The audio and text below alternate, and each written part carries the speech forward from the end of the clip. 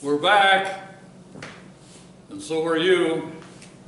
Glad you're there. We have the greatest book in the world to read and to think about and to gain good from it. And so here we are to do that very thing. We're still in the book of Exodus, and I guess that's a good book. And we're at a very important time where there's going to be excitement. First question in chapter 8 of Exodus. Did Moses and Aaron return to Pharaoh? Yes, they went back. They went back. They're on a mission. And folks, we're on a mission too. We don't quit, right? What was the plague to be this second time? Oh, frogs everywhere. Frogs and more frogs. Could the magicians do the same? Yes, amazingly they did. Hey, have you ever eaten frog legs? I only had one good experience with that, and I didn't get enough because, well, I ran out of frog legs. Oh my. But maybe they were little frogs. Well, anyway, I don't know if they would even eat them here. I'm just going to speculate. They worshipped frogs. You ever notice some frog heads on human bodies? Yes. Yeah. So they worshiped them, so likely they didn't eat, but I would have eaten my fill of them, but there were too many to eat away the plague. Yeah, the magicians could do it too. What was Pharaoh's response to the plague of frogs? Well, he was willing to let the Israelites go. Yeah, you can go. So what did Moses do? Oh, he prayed and all the frogs died except that were in the river. Think about it. Had to have frogs later on. Left those in the river, but yeah. What did this do in the land? Oh boy, what a stink. Indeed. Oh, think of it. Yeah. I guess they gathered them in piles, whatever good that did, and let them rot down. God's impressive when he goes to work in these kind of things. What then did Pharaoh do? Oh, he went back on his word and he says, you can't go. Yeah, understandable this was going to happen. Because Pharaoh was not going to soon be convinced, and it was going to take a time for people to be convinced that God was God. And I think that's still true in our time. You know, when you drift, you get away from God. But the Bible says the whole duty of man is to fear God and keep his commandments. And when people don't fear God and don't keep his commandments, something's going to happen. But this is our duty. Carry out your duty, fellow Christians. Why not? What was the next plague to cover Egypt? Oh, it was lice from the dust everywhere. Can you imagine?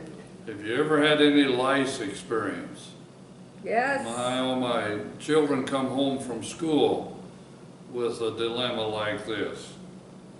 My, oh my, probably every other family's had this kind of experience. But this was all over everywhere. Lice, and more. Could the magicians duplicate the lice? Nope, they couldn't. Well, they're running out of gas. And let me tell you, I don't care how much you want to oppose God, your gas tank is going to go empty one of these times, and you'll be left out there alone, isolated.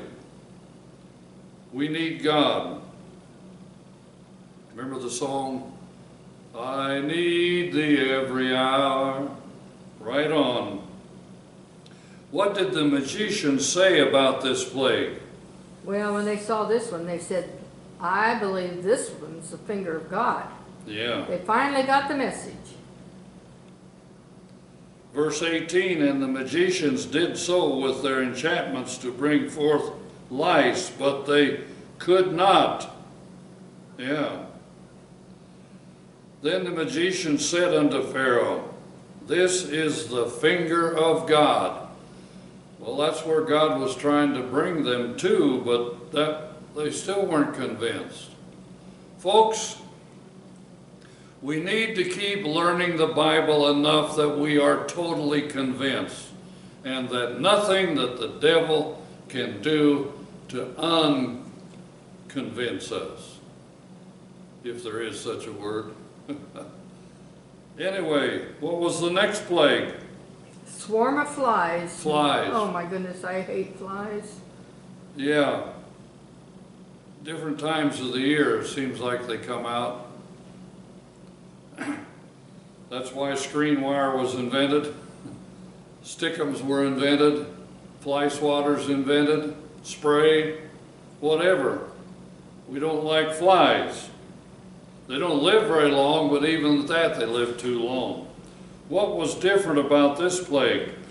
Well, the area of Goshen and God's people did not experience these flies. Right. That was starting to show something too. Well, that would be something. What was the big reason for this difference? Because God wanted to show that He was the Lord of the earth. Why not? Yeah, I am. And you need to do what I tell you to do. And what a comfort. Really, it's a pleasure. Remember in the Sermon on the Mount, Jesus said, not everyone that saith unto me, Lord, Lord, shall enter into the kingdom of heaven, but he that doeth the will of the Father in heaven. Remember Jesus' last thought towards heaven. Not my will, but thine be done. And you can't miss it when you try your best to obey God. Why not? Everything about it's good, helpful, a blessing. God wanted to show that He was God, and He wanted to have a people. God has always wanted a people from Adam and Eve on. What did Pharaoh say to Moses? He says, okay, I want you to go ahead and go sacrifice to your God in the land. Yeah. I'm sick of you. What was Moses' reply? Well, he says, we have to go 3 days' journey into the wilderness. Exactly. Yeah.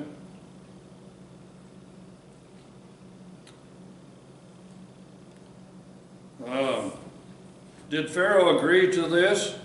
Yeah, but he said, don't go very far away. He didn't want to lose them. Did Moses call off the flies? Yes, he did. What a relief. Can't imagine, can you? What a thing like that would be. What next did Pharaoh do? He hardened his heart, changed his mind. He says, you're not going. Yeah. Same thing. Well, that brings us to the end of that chapter, doesn't it? Turn the page and no more questions for chapter 8. Well, I guess I like that. Hope you liked it. But just don't get any ways near a disposition of turning on God and getting hard on God and blaming God just because something didn't turn out right. And even if a tragedy comes your way, don't blame God. He wants the best, because you're worth the best. So hang on.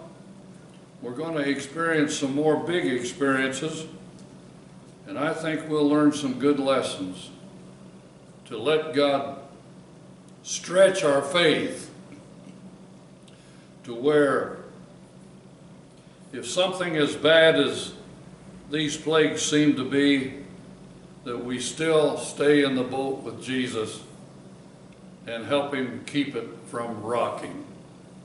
So I guess goodbye for this one, and we'll be back soon with the next chapter. Bye.